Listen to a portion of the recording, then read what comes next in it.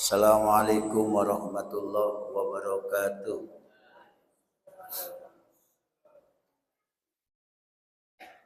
Alhamdulillah alladzi anzala al-Qur'ana hudan linnas wa bayyinatin minal huda wal furqan. Asyhadu an la ilaha illallah wahdahu la syarikalah wa asyhadu anna Muhammadan abduhu wa rasuluh. Allahumma shalli ala Muhammad wa ala ali Muhammad. A'udzu billahi minasy syaithanir rajim. Bismillahirrahmanirrahim. Wa idz qala Ibrahimu rabbi arini kaifa tuhyil mauta qala awalam tu'min qala bala walakin liyatma'inna qalbi qala fahuz arba'atam minat tayri fasurhunna ilaika thumma ij'al ala kulli jabalin minhunna juz'an thumma da'uhunna ya'tinaka sa'ya wa'lam annallaha azizun hakim. Wa'iz, dan ingatlah ketika qala berkata Ibrahim Rabbi, ya Rabbku, arini, perlihatkanlah kepadaku,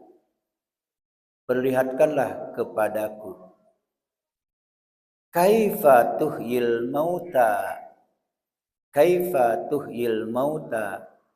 bagaimana engkau menghidupkan orang mati. Qala, Allah berfirman, awalam tu'min,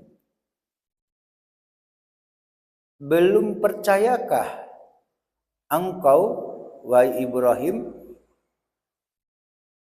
Qala, maka Ibrahim menjawab, bala, aku percaya, walakin, akan tetapi, lihat ma'inna qalbi, agar hatiku tenang, hatiku mantap. Qala, Allah berfirman, fahuz, maka ambillah arba'atam minat tayri, yaitu 4 ekor burung. Ambillah 4 ekor burung, fasurhunna ilaika, lalu cincanglah olehmu. Summaj'al ala kulli jabalin minhuna juz'an, kemudian letakkanlah di atas masing-masing bukit, yaitu juz'an, 1 bagian. Setelah itu summa, kemudian udhunna ya'tinaka sa'ya, panggillah burung-burung tadi, niscaya mereka datang kepadamu sa'ya, dengan segera. Itu dari kata sa'i. Sa'i itu apa? Berjalan cepat. Sa'i, sa'ya. Wa'lam, dan ketahuilah, annallaha, bahwasanya Allah, azizun, maha perkasa, hakimun, maha bijaksana. Lagi-lagi tentang menghidupkan yang mati. Sebelumnya begitu juga, ya, cerita tentang bagaimana qala anna yuhyi hazillah, itu yang sebelumnya. Bagaimana orang yang mati sudah menjadi tulang belulang, Masih ingat kata-kata Ibrahim sebelumnya juga? Kalau ini wa iz qala Ibrahimu rabbi arini kaifa tuhyil mauta. Kalau sebelumnya juga ada kata-kata dari Nabi Ibrahim, qala Ibrahim, ya, iz qala Ibrahimu rabbiyallazi yuhyi wa yumit. Nah, itu yang sebelumnya. Qala ana uhyi wa umit, kata Namrud. Aku bisa menghidupkan dan mematikan. Ternyata ada juga ya yang masih ragu. Namun hal ini khusus di ayat ini Nabi Ibrahim ingin menyaksikan langsung bagaimana cara Allah menghidupkan. Nah, itu. Kalau di sini bukan ragu Nabi Ibrahim, bukan tidak yakin Nabi Ibrahim, ya, tetapi untuk menenangkan dan menenteramkan hati. Cenderung kalau dapat informasi ingin tahu persis. Samu Jawa mendapat berita terjadi kecelakaan beruntun di Bintungan. Penasaran, ya kan, ingin menyaksikan. Ini menyebutkan beberapa penyebab yang mendorong Ibrahim bertanya. Antara lain sebelumnya ada di sini dicantumkan kepada Namrud yang barusan kita sampaikan. Rabbiyallazi yuhyi wa yumit. Tuhanku ialah yang menghidupkan dan yang mematikan. Maka Nabi Ibrahim ingin juga agar pengetahuannya yang berdasarkan keyakinan itu menjadi meningkat kepada pengetahuan yang sifatnya apa? Ainul yakin. Ainul yakin. Sabana yakin. Jadi ingin meningkat. Bahkan inginnya menyaksikan. Menyaksikan dengan mata kepala sendiri. Sehingga ungkapannya Rabbi arini kaifa tuhyil mauta. Apa artinya? Ya Rabbku, ya Tuhanku, perlihatkanlah kepadaku bagaimana engkau menghidupkan orang mati. Apa kata Allah? Awalam tu'min. Apakah kamu belum percaya? Apakah kamu belum percaya? Nah, ada kedua belah pihak begini. Pertanyaan Nabi Ibrahim kepada Allah, bukan Nabi Ibrahim tidak yakin. Kemudian jawaban Allah kepada Ibrahim, bukan Allah juga tidak tahu tentang keimanan dan keyakinan Nabi Ibrahim. Bukan begitu. Karena Allah tahu persis tentang hambanya Ibrahim. Tentu ini cara Allah terhadap hambanya. Yang paling unik di sini, kalau kita belajar bahasa Arab ya, biasanya A yang menjadi huruf untuk bertanya istifham jarang dilekatkan setelahnya itu adalah waw. Jarang. Lihat, A-nya kan pertanyaan. Awalam, apakah? Biasanya hamzah ini langsung kepada sasaran tanpa waw. Nah, di sini unik. Nilai bahasanya tinggi. Biasanya coba alam nasroh, betul? Apalagi alam taro. Kan tidak pakai waw. Tidak pakai waw.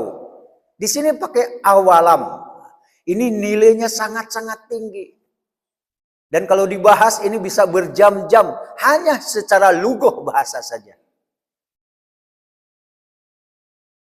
Awalam, nah di sini awalam tu'min. Biasanya A yang menjadi hamzah istifham ini biasanya langsung kepada lam. Alam nasroh laka sodrok, alam taro kaifafa, ala rabbuka biasa bilbil, biasanya langsung. Alam ya'tikum rasulun yang sering dibaca oleh Ustaz Nal. Ya, ini pakai awalam. Nah, ini nilainya tinggi.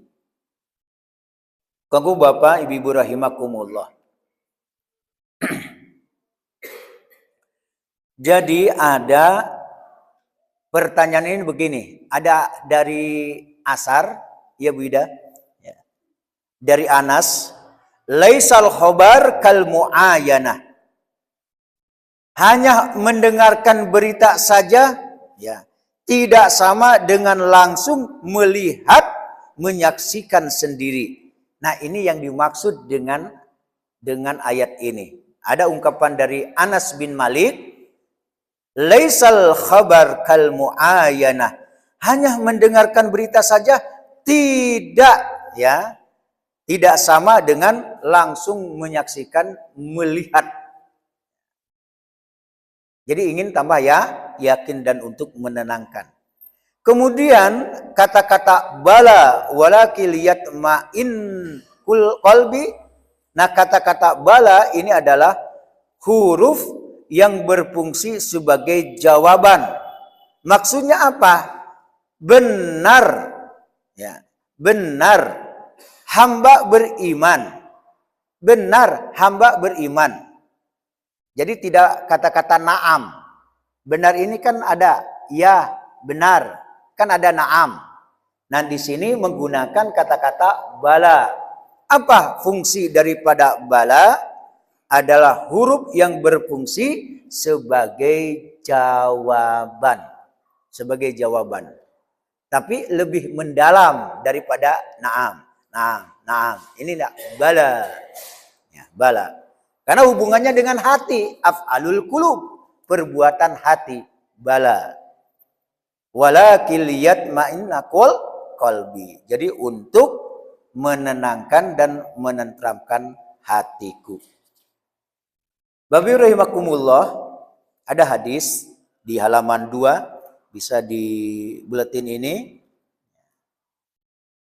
yang diriwayatkan oleh Imam Bukhari sehubungan dengan ayat ini dari Abu Hurairah, menceritakan bahwa Rasulullah SAW pernah bersabda, yang artinya kami lebih berhak untuk ragu ketimbang Nabi Ibrahim. Ketika ia berkata, ya Robku, perlihatkanlah kepadaku bagaimana engkau menghidupkan orang-orang mati. Allah berfirman, apakah kamu belum percaya? Ibrahim menjawab, saya telah percaya, tetapi agar bertambah teguh tetap hati saya. Nah, istilah ragu yang ada di dalam hadis ini bukanlah seperti apa yang kita pahami dan oleh orang-orang banyak juga memahami, dalam arti bukan tidak berilmu mengenainya tanpa ada memperselisihkannya. Sesungguhnya pemahaman tersebut telah dijawab banyak sanggahan yang mematahkan alasannya. Sehubungan dengan pembahasan ini, pada salinan yang ada di tangan kami terdapat komentar, dan sehubungan dengan masalah ini kami akan mengemukakan apa yang dikatakan oleh Al-Baghawi. Apa kata Al-Baghawi? Mengatakan bahwa Muhammad ibnu Ishaq, kemudian Ibnu Khuzaimah meriwayatkan dari Abu Ibrahim, Ismail ibnu Yahya al-Muzani, sengaja disebutkan supaya yakin, ini asarnya, dasarnya juga kuat, pernah mengatakan sehubungan dengan mana hadis ini. Sebenarnya Nabi tidak ragu. Begitu pula dengan Nabi Ibrahim mengenai masalah bahwa Allah Maha Kuasa untuk menghidupkan orang-orang mati, melainkan keduanya merasa ragu apakah permohonan keduanya itu akan diperkenankan atau tidak. Kalau kepada Allah yakin seyakin-yakinnya, tapi status sebagai hamba yang meminta berdoa dikabulkan atau tidak, disitulah ada sebagian yang mengatakan bahwa pendapat ragu di sini adalah ragu dikabulkan atau tidak. Kalau masalah keyakinan kepada Allah jangan ditanya. Tetapi masalah dikabulkan tidaknya tentu tergantung hamba. Sama jo kita, kalau kita banyak dosa, banyak salah, dikabulkan enggak permintaan awak? Jangankan kepada Allah, kepada manusia saja tidak dikabulkan. Ya. Anak awak jahe, ke orang gayenyo, ke amanyo, ke apanyo. Meminta dikabulkan enggak? Hah? Sederhana kan? Pikir-pikir dulu. Buat perjanjian. Jangan nakal. Satu, indak jo. Di ate mater. Seperti itu. Masalah kepada Allah tidak ragu. Nabi Muhammad, Nabi Ibrahim tidak ragu. Tapi kondisi kita nih, masing-masing kita kan tahu sebenarnya. Awak kok masih banyak dosa. Awak meminta kepada Allah. Pasti ada ragu. Lalu dikabulkan kuah. Biasa. Demikian pula sabda Nabi yang mengatakan,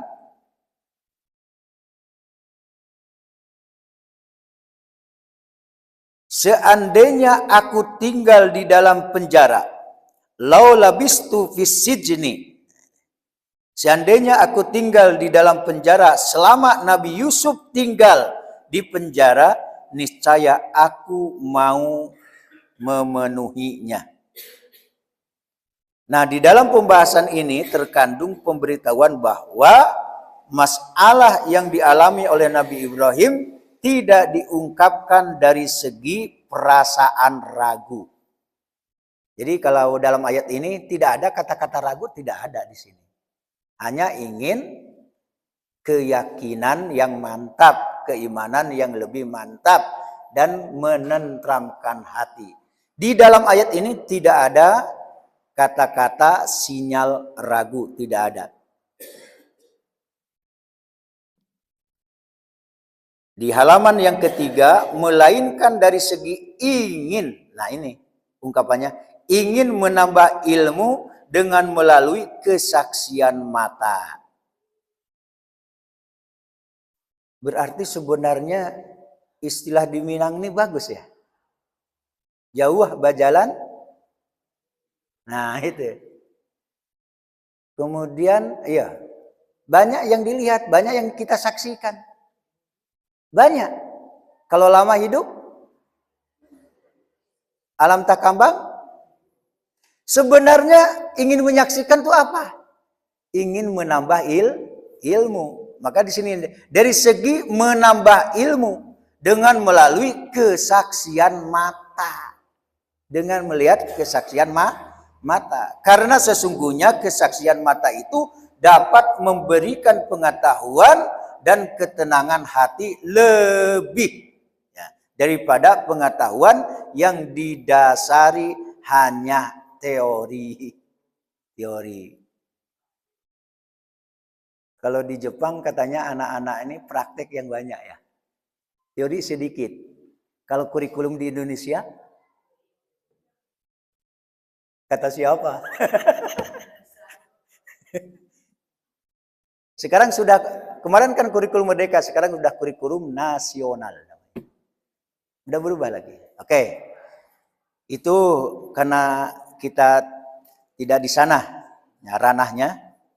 Asbabun nuzul di halaman 3, menurut suatu pendapat ketika ayat ini yaitu surah Al-Baqarah 260 diturunkan, ada segolongan kaum yang mengatakan Nabi Ibrahim ragu, sedangkan Nabi kita tidak ragu.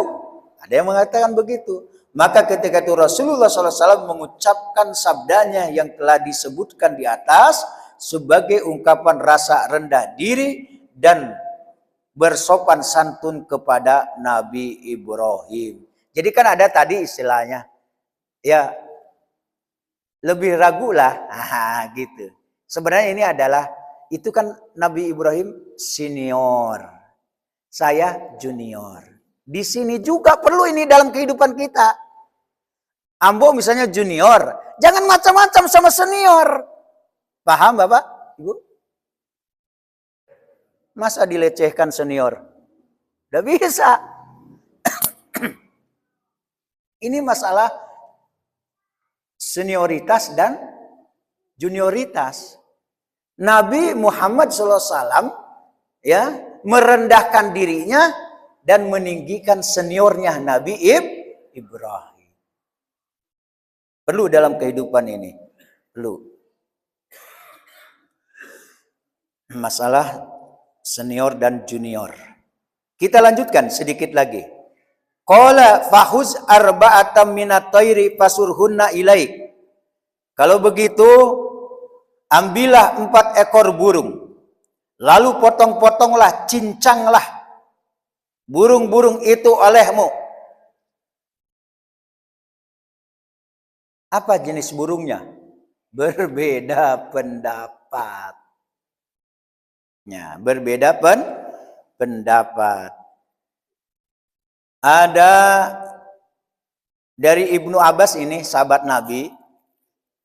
4 burung itu yang pertama Tawus namanya.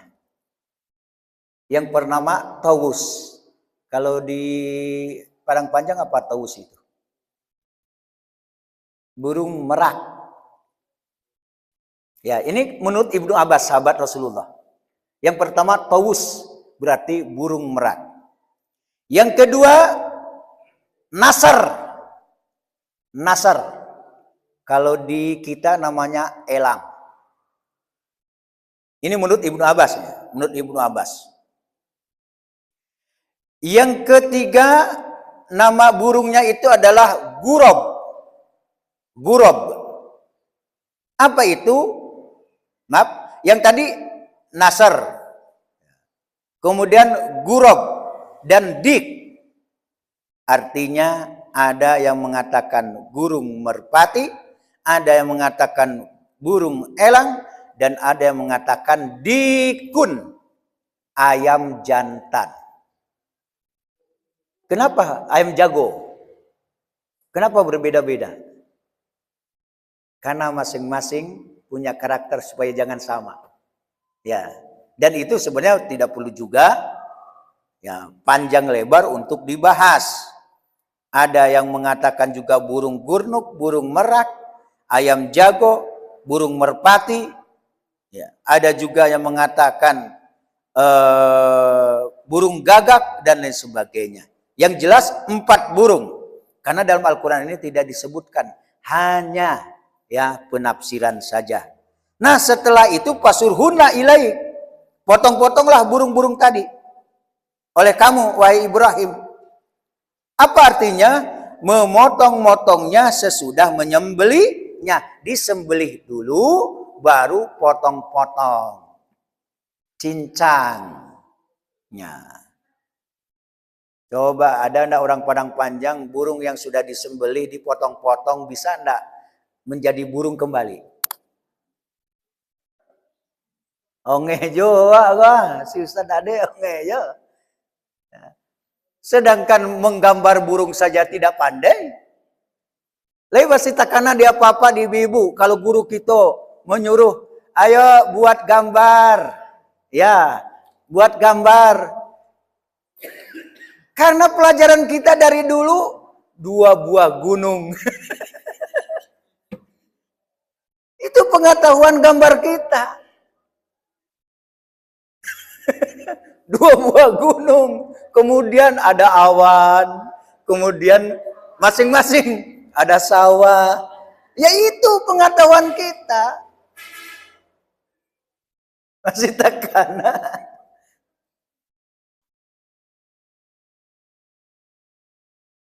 Ya Allah, potong-potonglah tuh burung-burung tadi. Maka setelah dipotong-potong, dicincang,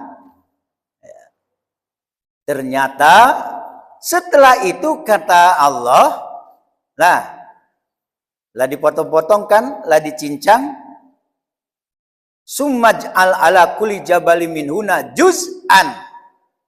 Letakkan itu. Ya, di 4 bukit. Lihat tafsirannya saja di sini ada panjang sekali. Ya. Kenapa 4 gunung, 4 bukit? Berarti semua arah ya, di semua arah. Karena punya karakter masing-masing. punya karakter masing-masing. Coba diletakkan di bukit ini, di gunung ini, bukit ini, gunung ini, 4. Di 4 gunung. Setelah itu, ya. Summad uhunna ya'tina kasa'ya. Sudah kamu letakkan Ibrahim di 4 gunung tadi, di 4 bukit tadi, panggil tuh. Summad uhunna, panggil tuh yang 4 tadi. Padahal sudah dicincang, sudah dipotong-potong. Jadi ketika itu menurut riwayat, nampak jaleh, si bulu-bulunya, si daging, si tulang menyatu dengan cepatnya. Ya, bersayap. Datanglah kepada Nabi Ibrahim. Dan kejadian ini, ya Allah, untuk meyakinkan kita, dan ini bukan cerita bohong, ini fakta dan nyata. Fakta dan nyata. Sekilat itu ketika dipanggil saya, cepat datangnya si burung-burung tadi, padahal sudah hancur. Ini bukti bahwa Allah mampu menghidupkan yang mati. Itu yang dimaksud, supaya tambah yakin. Yakin jua kuah. Nah, maka Ibrahim mengajarkan, sudah ada contoh. Kan di dalam surah Al-Baqarah tuh banyak. Dulu apa yang hidup? Cerita apa? Sapi. Ya, orang yang membunuh kan, dipukulkan bagian daripada sapi itu, orang tadi ngaku saya yang membunuh. Nah, itu kan yang mati hidup kembali. Kalau orang Israel yang sudah ditembak Iran hidup kembali enggak?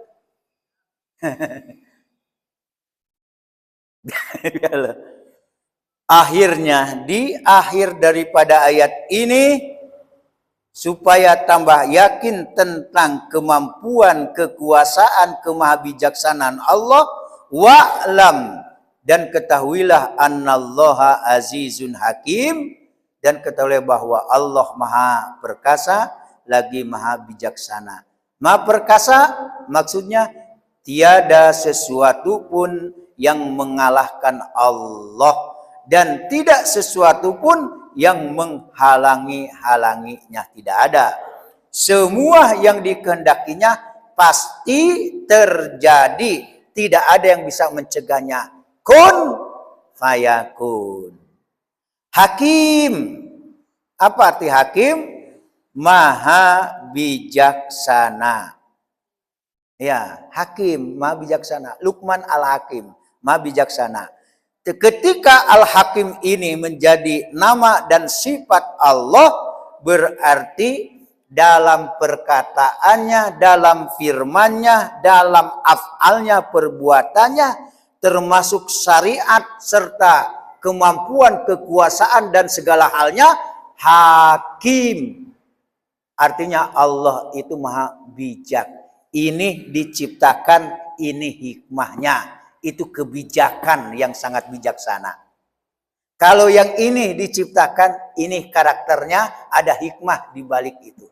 Dan kenapa burung yang dijadikan contoh? Karena burung banyak di sekitar kita. Dan kita tahu karakter masing-masing. Apalagi orang yang betul-betul menggeluti masalah burung. Kalau suaranya ini, kalau suaranya ini. Nah, kalau kita kan awam tentang ini. Wallahu alam, itu ada hikmah di balik kenapa yang dijadikan hewan dan binatang di sini adalah burung. Ya, karena sebagian mengatakan karena dia lebih banyak bersentuhan dengan kita. Kenapa juga burung? Katanya ada juga yang mengatakan dalam tafsir yang lain, karena burung itu paling takut sama manusia. Kalau dipanggil dia cepat datang, kalau dia sudah mengerti dan sudah dipelihara, cepat dia datangnya. Nah, gitu. Demikian, mudah-mudahan ada manfaat dan faedahnya. Selamat beraktivitas, mudah-mudahan diberkahi oleh Allah Subhanahu wa taala. Jangan lupa ini bersambung insya Allah Sabtu yang akan datang. Sehingga permintaan Bapak Ibu, saya cancel di masjid-masjid yang lain ketika ada jadwal yang hari Sabtu ini. Termasuk di tempat wani di Masjid Daya Jihad. Sebenarnya jadwal saya itu. Ya. Terima kasih. Assalamualaikum warahmatullahi wabarakatuh.